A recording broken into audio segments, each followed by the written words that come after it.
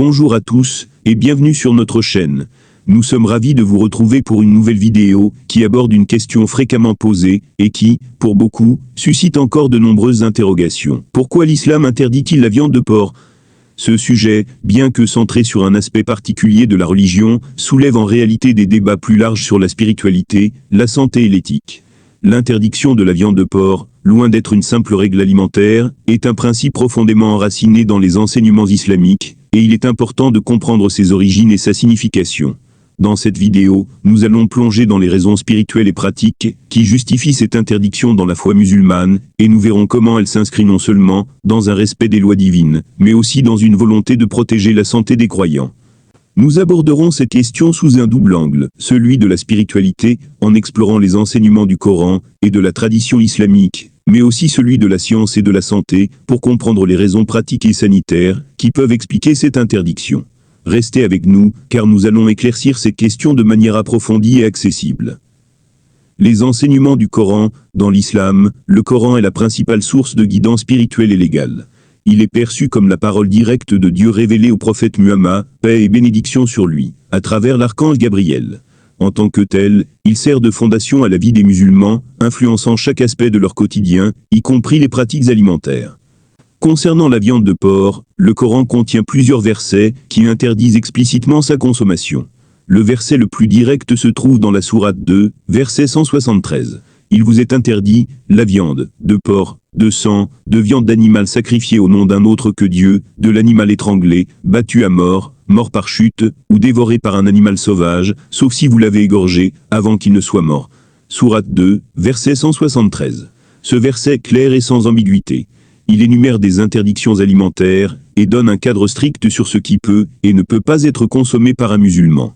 L'interdiction de la viande de porc est spécifiquement mentionnée ici dans un ensemble de règles liées à l'hygiène alimentaire et à la pureté spirituelle.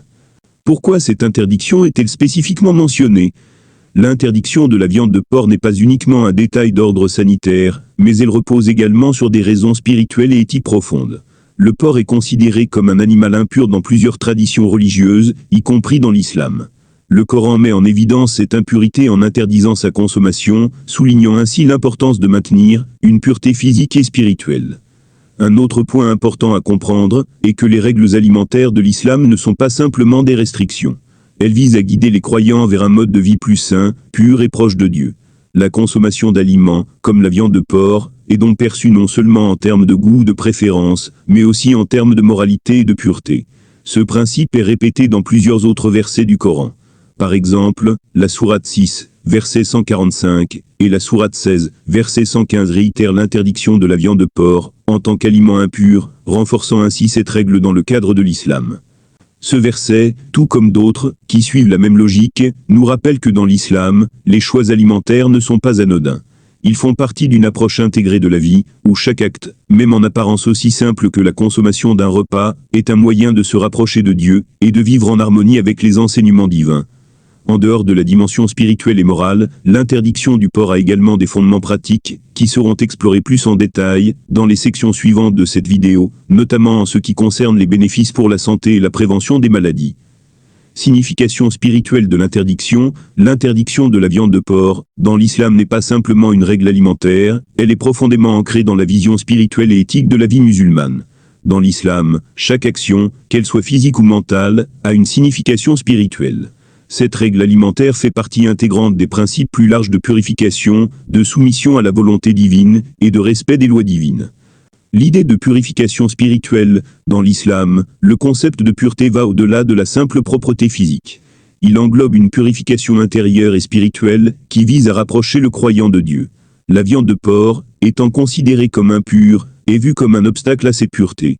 En s'abstenant de la consommer, le musulman ne se contente pas de suivre une simple interdiction, il choisit également d'adopter un mode de vie qui reflète son désir de se purifier, tant sur le plan physique que spirituel. Cet acte de purification est renforcé par le principe fondamental de tahara, pureté, dans l'islam, qui est un état d'être essentiel, pour accomplir des actes de dévotion tels que la prière. En s'abstenant de consommer des produits interdits, comme la viande de porc, les musulmans cherchent à préserver leur corps et leur âme dans un état de pureté, ce qui est considéré comme une condition nécessaire pour atteindre une plus grande proximité avec Dieu. Soumission à la volonté divine, l'islam enseigne que la soumission totale à la volonté de Dieu est la voie du croyant. Cette soumission, connue sous le nom de islam, ce qui signifie soumission, ne se limite pas à des aspects spécifiques de la vie, mais inclut tous les domaines, y compris les habitudes alimentaires. Le fait de suivre une interdiction divine, comme celle de la viande de porc, est donc une expression de l'engagement profond à vivre selon les préceptes révélés. En choisissant de suivre ces lois, même si leur justification n'est pas toujours évidente du point de vue humain ou rationnel, les musulmans montrent leur respect envers les enseignements de Dieu. Cette obéissance est vue comme un acte d'humilité, une reconnaissance du fait que l'homme ne possède pas toute la sagesse divine, et qu'il doit se soumettre à la guidance de Dieu sans chercher à tout comprendre ou remettre en question chaque règle. C'est un acte de foi et de confiance envers le Créateur. Le principe de pureté dans l'islam accorde une grande importance à la pureté dans tous les aspects de la vie. Ce principe va bien au-delà des aspects matériels, il englobe également le spirituel. L'interdiction de la viande de porc est une manifestation de ce principe de pureté. Les musulmans sont invités à maintenir une forme de pureté qui couvre non seulement le corps, mais aussi l'âme et l'esprit. En effet, les enseignements islamiques précisent que chaque être humain est une créature de Dieu, et qu'il doit s'efforcer de vivre dans un état qui reflète cette noblesse. Cela inclut non seulement les actes de culte comme la prière, mais aussi des pratiques quotidiennes telles que l'alimentation, le comportement envers les autres et l'entretien de l'intégrité morale et spirituelle. Ainsi, en choisissant de s'abstenir de la viande de porc, un musulman s'efforce d'aligner son mode de vie avec ses idéaux de pureté et de dévouement à Dieu. La soumission à une règle sans connaître la raison complète l'une des caractéristiques de l'islam est que chaque règle a une raison, même si elle n'est pas toujours immédiatement évidente. L'interdiction de la viande de porc est une règle divine qui a été révélée pour préserver la santé et la pureté des croyants, mais également pour leur enseigner l'importance de suivre des lois divines sans toujours chercher à en comprendre les raisons en profondeur. L'acceptation de l'interdiction sans questionner chaque aspect de sa justification est un acte de soumission totale à la volonté divine. Cela n'implique pas une obéissance aveugle, mais plutôt une reconnaissance de l'existence d'une sagesse divine que l'on ne peut pas toujours appréhender de manière immédiate. Cette soumission, en fin de compte, sert à renforcer la relation du croyant avec Dieu, en lui rappelant que la vraie obéissance vient de la confiance et du respect des commandements divins, qu'ils soient clairs ou mystérieux pour l'esprit humain. Considération sanitaire et historique, l'interdiction de la viande de porc dans l'islam, bien qu'ayant une dimension spirituelle importante, a aussi des implications pratiques et sanitaires. Historiquement, cette interdiction était perçue comme une mesure préventive visant à protéger la santé des croyants, dans un contexte où la compréhension des maladies et des pratiques sanitaires n'était pas aussi avancée qu'aujourd'hui. À l'époque, les moyens de contrôle des maladies et des infections étaient limités, et les risques liés à la consommation de certains aliments étaient bien plus élevés. Les risques sanitaires liés à la consommation de porc, l'un des risques les plus notables associés à la consommation de viande de porc, dans les sociétés anciennes était la transmission de maladies parasitaires, en particulier la trichinose. Cette maladie est causée par un parasite, Trichinella spirali, qui peut être présent dans la viande de porc contaminée. Si la viande de porc n'est pas correctement cuite, les kystes du parasite survivront dans les muscles de l'animal, et lorsqu'ils sont consommés par l'homme, ces kystes peuvent éclore et libérer des larves qui migrent vers les muscles humains, provoquant des symptômes graves, comme des douleurs musculaires, des fièvres, et dans des cas extrêmes, des complications potentiellement fatales. Le risque de trichinose, bien que désormais maîtrisé grâce aux normes modernes de sécurité alimentaire et au contrôle vétérinaire, était beaucoup plus élevé dans le passé, notamment dans des périodes où les techniques de cuisson et de conservation des aliments étaient rudimentaires. Cela faisait de la viande de porc une source potentielle de maladies graves si elle était consommée mal cuite ou contaminée. En plus de la trichinose, d'autres risques sanitaires étaient associés à la viande de porc, tels que la cysticercose, une infection parasitaire causée par le Taenia-solium, un ver solitaire qui peut se transmettre par la consommation de viande de porc infestée. Cette maladie peut entraîner des complications graves, notamment des troubles neurologiques, si les kystes du ver atteignent le système nerveux central. L'importance de l'hygiène alimentaire, dans les sociétés anciennes, les moyens de conservation des aliments, comme la réfrigération, étaient inexistants, et la viande était souvent conservée de manière rudimentaire, soit par séchage, salaison, ou fermentation. Ces méthodes ne garantissaient pas la destruction de tous les agents pathogènes, et les conditions d'hygiène dans les abattoirs étaient souvent insuffisantes, augmentant le risque de contamination de la viande. En outre, les animaux étaient parfois abattus dans des conditions peu hygiéniques, sans respecter les règles de santé animale modernes. La viande, une fois abattue, pouvait se contaminer rapidement par des agents pathogènes, rendant sa consommation dangereuse sans une préparation minutieuse. Une mesure préventive dans un contexte historique spécifique, l'interdiction de la viande de porc, dans l'islam peut ainsi être vue comme une mesure préventive, visant à protéger les croyants contre les dangers sanitaires. Même si cette interdiction a des raisons spirituelles, elle s'est révélée également pratique à une époque où la connaissance des infections alimentaires et des parasites n'était pas aussi développée. En interdisant la consommation de la viande de porc, l'islam a potentiellement évité aux musulmans de consommer un aliment susceptible de les exposer à des maladies graves. Dans le contexte historique, cela faisait sens, car l'islam a toujours cherché à protéger les individus, non seulement dans leur relation avec Dieu, mais aussi dans leur vie quotidienne. En interdisant certains aliments et comportements, la religion offrait une forme de guide, pour éviter des dangers auxquels la société n'était peut-être pas pleinement consciente à l'époque. L'interdiction de la viande de porc, ainsi, devenait une règle pratique en plus d'être spirituelle. La science moderne, et l'évolution des pratiques sanitaires, avec l'avènement de la science moderne, et les progrès de la technologie alimentaire, la situation a radicalement changé. Aujourd'hui, les risques liés à la consommation de viande de porc, comme la trichinose et la cysticercose, sont largement maîtrisés grâce aux normes sanitaires rigoureuses, et aux technologies de traitement, de stockage et de cuisson. Les systèmes de contrôle de la qualité de la viande, la surveillance vétérinaire, ainsi que les normes de cuisson, ont grandement réduit les risques sanitaires liés à la consommation de porc. De plus, de nombreuses pratiques modernes de gestion sanitaire des élevages et des abattoirs ont permis d'éliminer les agents pathogènes susceptibles de contaminer la viande. Les contrôles vétérinaires, les inspections régulières et les méthodes de détection des parasites ont rendu les produits alimentaires beaucoup plus sûrs qu'auparavant. La trichinose, par exemple, est désormais une maladie rare dans les pays où les normes de sécurité alimentaire sont strictes. Cela dit, bien que les risques sanitaires associés à la viande de porc aient été grandement réduits grâce aux avancées modernes, l'interdiction islamique reste d'actualité, principalement pour des raisons spirituelles et éthiques. De plus, elle rappelle l'importance de respecter les principes de pureté et de conformité aux lois divines, indépendamment des évolutions sanitaires. Le respect des interdits en islam, dans l'islam, les règles de ce qui est permis, halal, et de ce qui est interdit, haram, ne se limitent pas à quelques aliments spécifiques, comme la viande de porc. En effet, l'islam englobe un système complet de règles et de principes visant à préserver à la fois la santé physique, spirituelle et morale des croyants. Le respect de ces interdictions est fondamental dans la vie d'un musulman et fait partie intégrante de la soumission à la volonté divine. Une vision holistique de la vie musulmane, l'islam propose un mode de vie global, holistique, qui ne se limite pas à des pratiques religieuses isolées, mais qui touche tous les aspects de la vie quotidienne. Les interdictions alimentaires font partie de cette approche, car elles sont perçues comme des mécanismes de protection non seulement contre les risques sanitaires, mais aussi comme des moyens de maintenir la pureté spirituelle et morale de l'individu. L'idée fondamentale derrière ces interdits est que la pureté, tahara, et la préservation de la santé ne se limitent pas à la sphère physique. La nourriture et les boissons consommées doivent être pures, tant du point de vue matériel que spirituel, et respecter les lois divines établies dans le Coran et la Sunna, les enseignements et actions du prophète Muhammad. Cette interdiction de consommer des aliments considérés comme impurs ou nuisibles à la santé, comme le porc ou l'alcool, reflète un engagement à mener une vie saine et vertueuse, en accord avec les principes divins.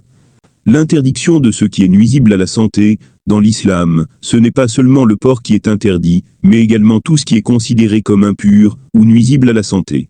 Cela comprend d'autres aliments, comme l'alcool, ainsi que des comportements ou substances qui pourraient nuire à l'intégrité physique ou morale de l'individu. Par exemple, la consommation d'alcool est strictement interdite dans l'islam, car elle est perçue comme une substance qui altère les facultés humaines et conduit à des comportements nuisibles à soi-même et à la société. Le Coran évoque clairement l'interdiction de l'alcool dans plusieurs versets, notamment dans la sourate 5, verset 90, où il est dit « Ô vous qui avez cru, l'alcool, les jeux de hasard, les pierres dressées et les flèches de divination ne sont qu'une abomination du travail de Satan. Évitez-les afin que vous réussissiez. » Sourate 5, verset 90.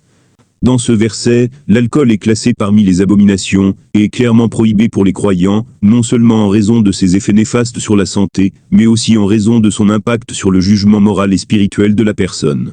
La consommation d'alcool peut entraîner des comportements destructeurs et éloigner l'individu de la voie de la pureté spirituelle. Ainsi, au-delà de l'aspect physique, ces interdits sont aussi une forme de protection spirituelle et morale, car ils empêchent l'individu de se laisser corrompre par des vices et des habitudes qui peuvent altérer son lien avec Dieu.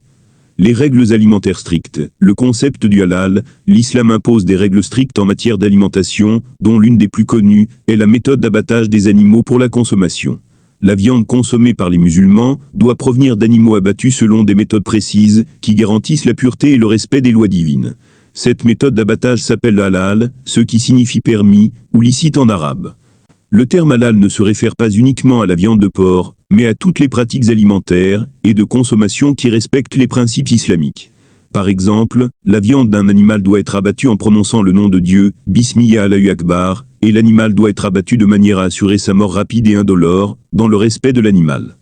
Ce processus garantit plusieurs choses, la pureté de l'aliment, le respect des lois divines, et l'engagement spirituel du musulman envers sa foi.